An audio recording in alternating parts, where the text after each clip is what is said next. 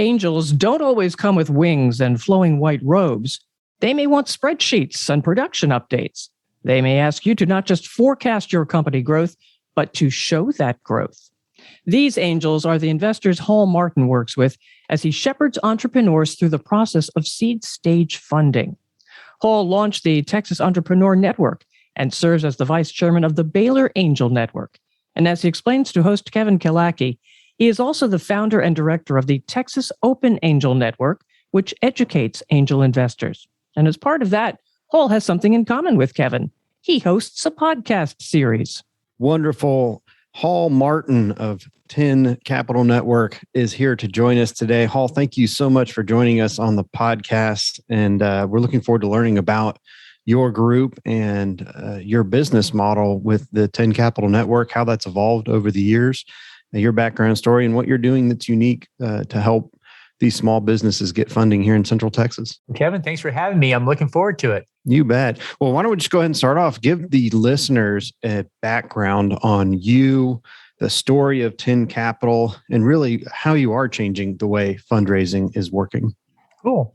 Well, sure. So my background is I came to Austin in 1984 for graduate school and have stayed here ever since. And I went to work after graduate school for a company that later went IPO around the mid-90s, and at that point started doing angel investing. When I was in high school, my father started to teach me a little bit about mutual funds. And then as we went into college, we got into sector funds. And then when we got into graduate school, we were doing even higher level things. And if you just keep working your way up that curve, you eventually get to angel investing. In the mid-90s, when the company went IPO and I was employee number 93, I started doing angel investing because it was just the next step up the ladder. And we had an angel network in Austin called the Capital Network. It ran from 95 to about 2002. And we went out and started doing, watching people pitch for funding and started doing deal flow. In the 90s, they would always stand up and they would ask for $5 million to start a web business. And people today don't believe me when I say that, but you have to realize back then there was no business services available. You had to build your own server farm. You had to pay American wages for everything. You had to buy everything. You couldn't rent anything. And so it was just expensive. And that was mostly in the domain of very high net worth individuals and VC funds. Long story short, the group was tied to the .com world. And when they went away, when that went away, they went away with it. And so we were without an angel network for about 4 years. And so I started, so in 2006, the city did a restart and they called it the Central Texas Angel Network. And I was the first member to sign up for it. I said, hey, I want to share this deal flow and due diligence with others because it's a lot of work. If you're out there trying to you spend all day finding the deals and you spend all night diligencing them, and it's a tough road. You really want to share that with other people, and you weren't going to put all the money in anyway. And so when you're the first member into a group, you're automatically on the board and on the board in charge of membership. And so that's what I was asked to do, was help recruit more members. And I did that for a summer, and we got about 50 members recruited, and then we lost our director. So I became the director, and I ran it for about 2 years.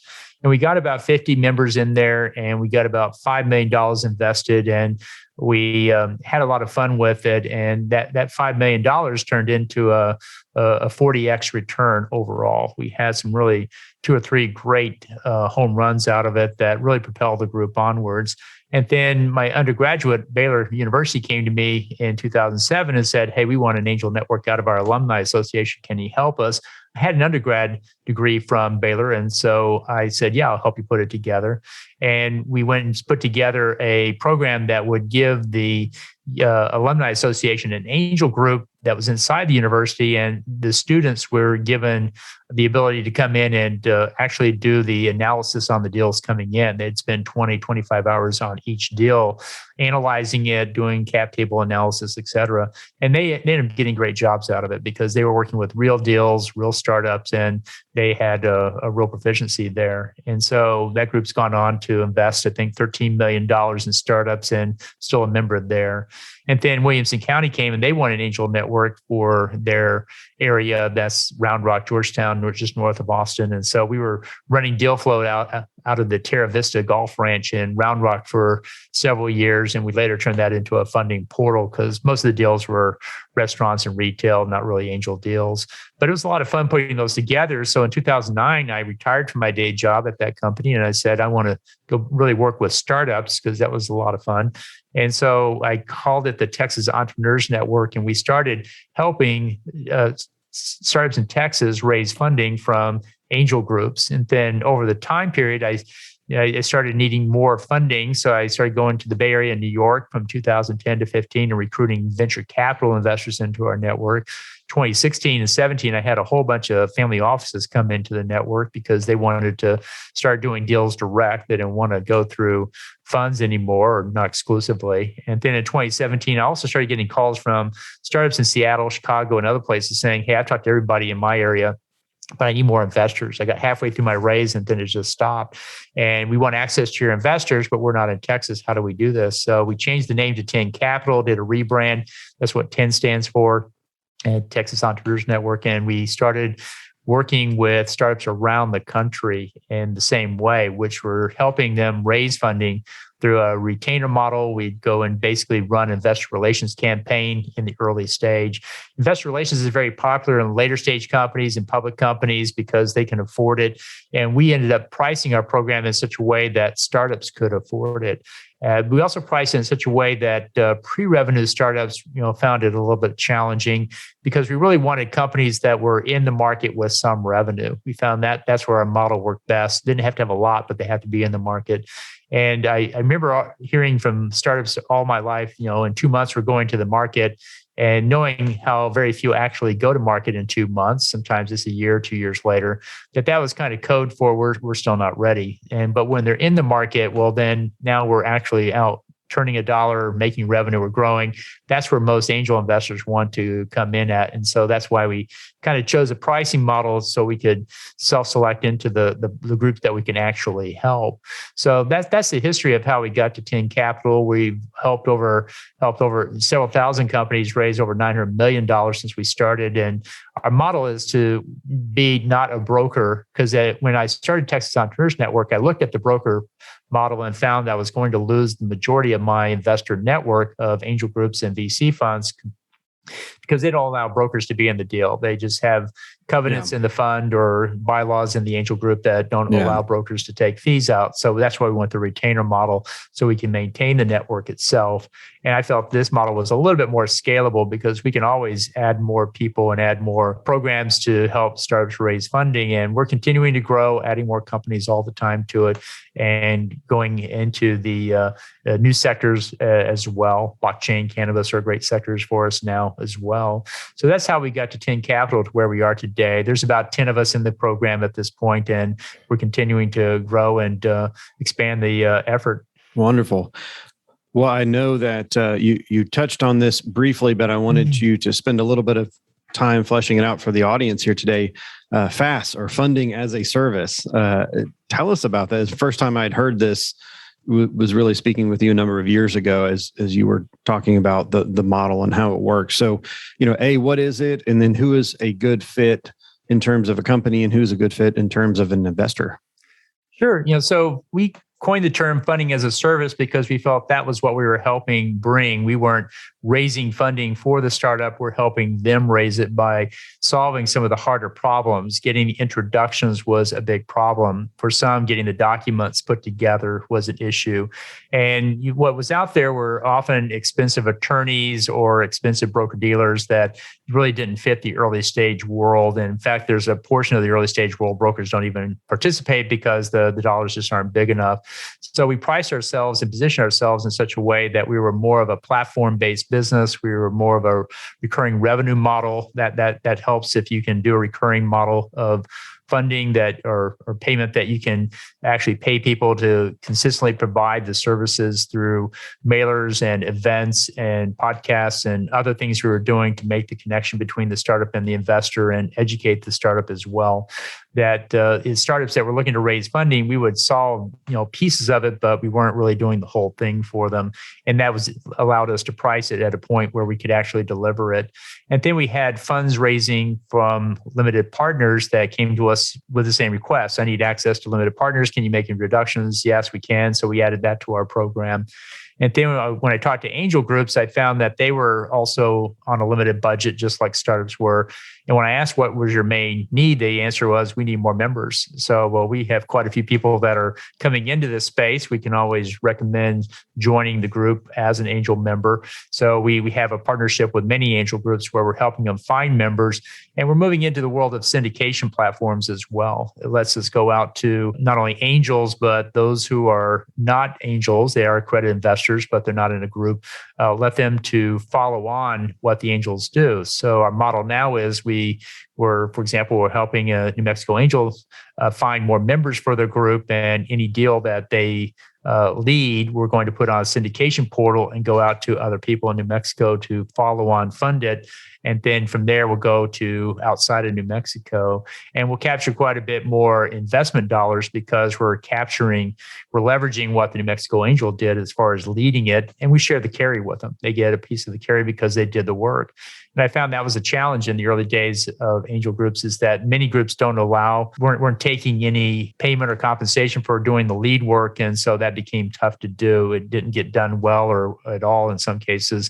But if you're going to compensate them with a piece of the carry, because everyone that comes behind is going to pay a little bit for it, you get a much higher quality product, you get a deal memo, you get proper evaluation, you get all the things you want to see in the lead investment that makes for a better deal. So we help the angel groups, we help the funds, and we also help the startup find investors. And so our mantra is we connect startups and investors for funding, and that goes across all three. Wonderful. Now, I know that looking at the website and having known you for quite some time, the Ideal Company is that, that company that you said has been around a few years and maybe has some revenue going now. They're not pre-revenue type companies, but, what about the other companies, really from a series, where the series is Series A B, or is the seed company, who is the ideal company that needs to be reaching out to 10 to help get into the funding as a service platform? Well, I think the key is, and we do work with seed, Series A and Series B venture deals all the way up. At some point, they stop raising venture capital and they just start doing venture debt. And you probably don't need us for doing that. But if you want to raise equity funding, we're a good fit. And if you ever run investor relation campaigns, the one thing you have to have in order to make it work is a growth story.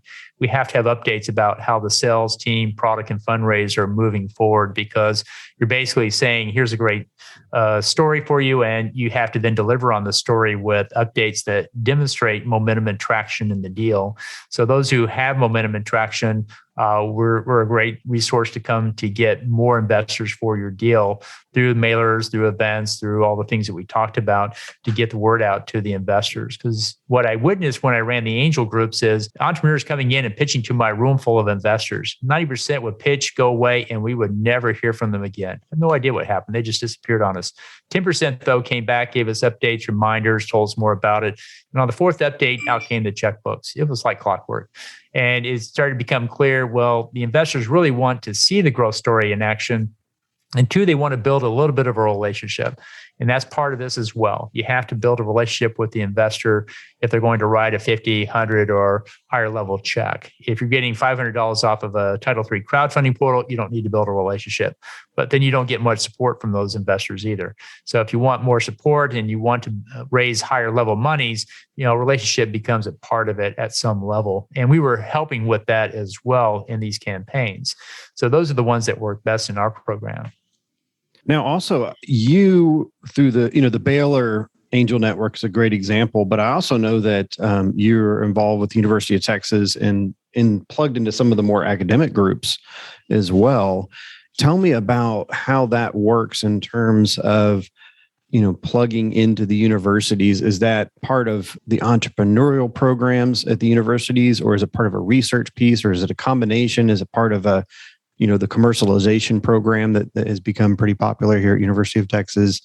How are you integrating with the thought leadership and the connections at the universities? Sure. We've worked with the University of Texas in many ways. We've been on the business plan competitions. We've been in the MOOC Corps. We've been in many of the programs that they have. But the one that we spent the most time on was the Idea to IP program, which was basically taking 4 projects out of the engineering school. We tried to get one from the mechanical department, one from the electrical, one from the biomedical, one from computer science.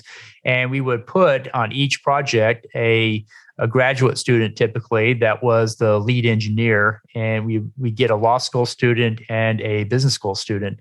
And in one semester, we were doing market research, market validation on commercializing that piece of technology. And I co-taught the class with a lawyer who actually did the intellectual property side of it. They were showcasing, here's how you write up the claims for IP. And then I did the commercial side. Here's how you write a 1-page exec summary. And what the teams had to do was go out and talk to customers, look at the market, analyze it, and then come with a version 1 of the product. How are we going to productize this technology? And by that, we would look for a data sheet, a 1-page data sheet of what the specifications were proposed to be, a 1-page business plan of what market we're going to go after, how we're going to attack it, how we're going to price it, et cetera.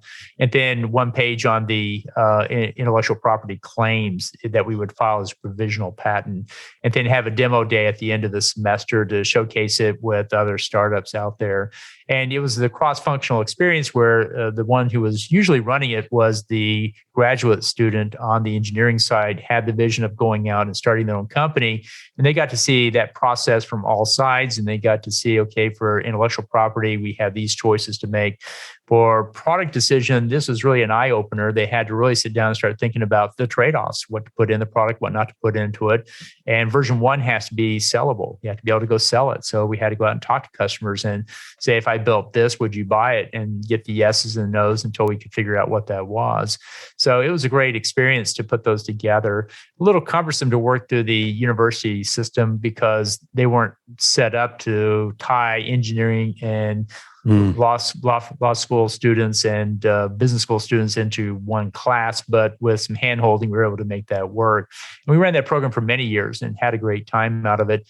At the end of the semester, it was run in the spring. They would go into a local accelerator for another 3 more months of maturing. And then after that, they would go start their business in many cases, because that was what they wanted to do after their academic career, was to actually run and start a business. And, they would then license out a piece of technology from the university in that case to carry it forward. So it was a great experience to put together.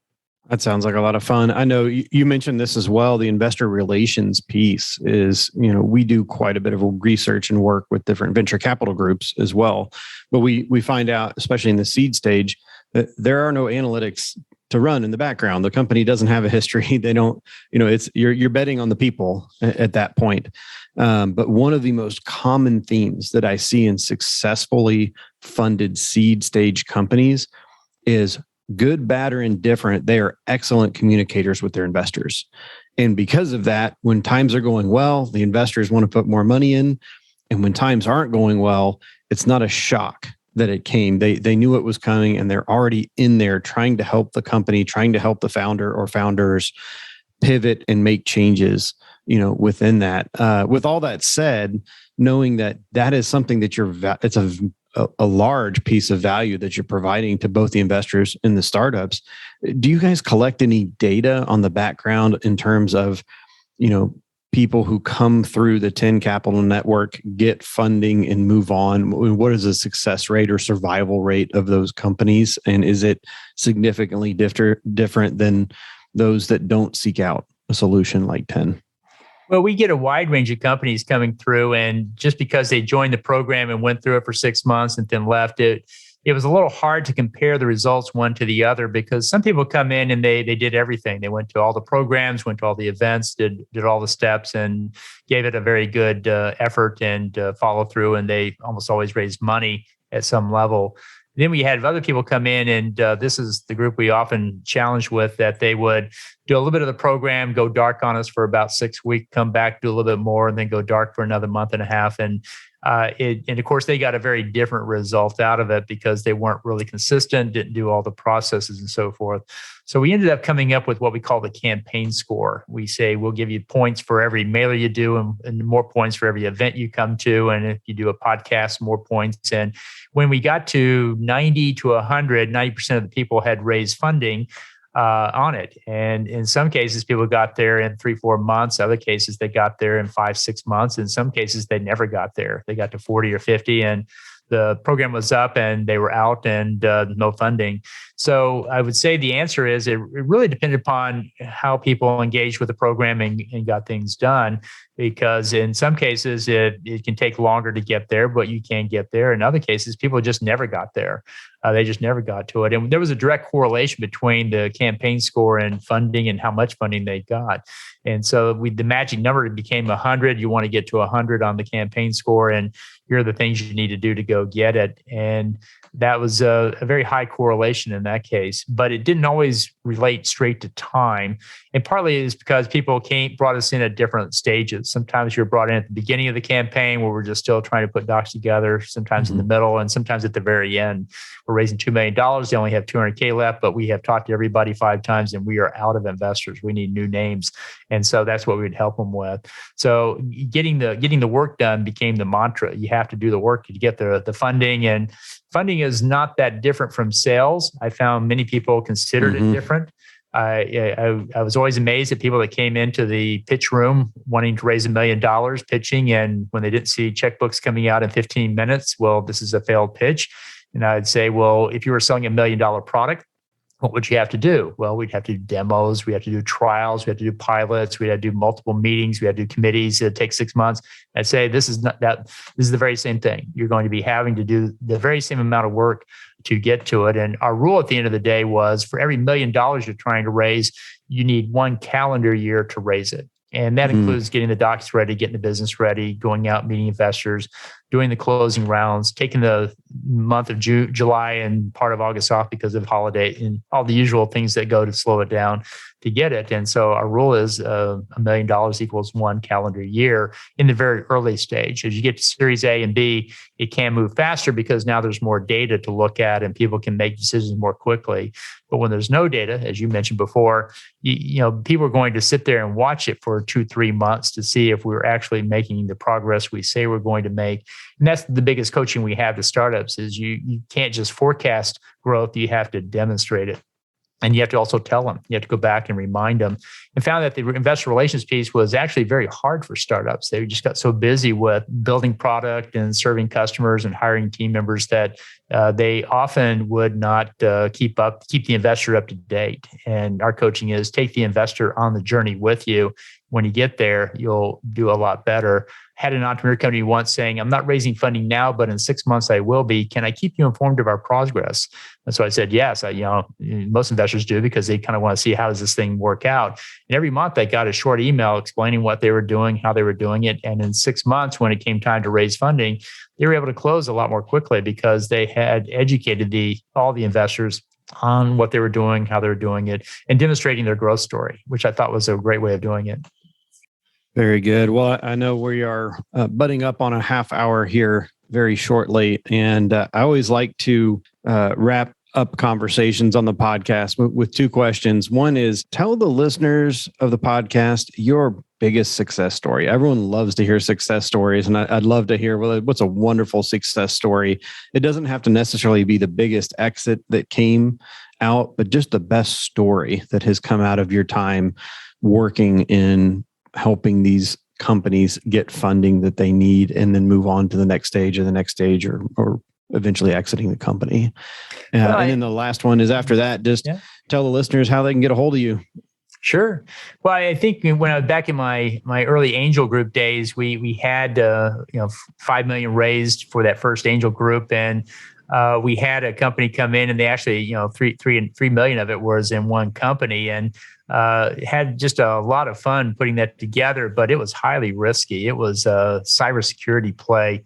And that was back when identity theft was just starting to come into focus. And that company went on to raise achieve a 40x return for all the investors, which was just a big home run for an angel group. And when you're at the first round, you go out and you actually get a 40x home run. You just, wow, you can't let yourself believe that it's always going to be like this. Usually you get those, 4, 5, 6 years into it, not on year one. So it was just a great thing to have and see it really take off. And then the group really coalesced around it to grow because of that win there. And then there were others that came there later as well. So I think that was one of the big ones that I remember as well. There's been many others that have raised money, gone on, had achieved great exits and so forth. We did a series of events in 2015, 16, and 17 and saw many of those companies go on and go IPO and meet other great milestones to achieve success. And it was great to see those companies continue to progress as well. So I think the best way to reach me is if you wanted to go to our website, 10capital.group, just sign up there and let me know what we can do to help you guys raise funding or invest in startups. We work on both sides, and we're happy to talk to anybody that's interested in this space. Wonderful. Is there anything else about 10 Capital Group or 10 Capital Network that you think people should know that we didn't cover today? We have a great set of educational resources. We do what's called the Startup Funding Espresso. It's a 1 to 2 minute podcast I publish every day, Monday through Friday. We'll send it to you on your inbox. And what you can do is learn something about startup funding or startup investing every day. Either listen to it or read it. It's actually off of our Investor Connect site. InvestorConnect.org is where you get it. Go to the homepage, a pop-up box comes in, just put your email in there. We'll send you something. And for those who are trying to understand better the space, it's really easy because you get little bite-sized nuggets that you can take in, think about, and then we actually take those and build e-guides and blog posts and other things out of them as well to build up higher level content. But there's a lot we can do to help people learn more about this space through those tools. Wonderful. Well, Hall, we have hit our half-hour limit here today. I want to thank you for coming on and joining me, sharing with the listeners about what Angel Network seed stage funding looks like. What does 10 Capital do, and how do those companies get a hold of you? So, thank you so much for coming, sharing your time and your wisdom. We appreciate it. Thanks for having me. Enjoyed it. You bet.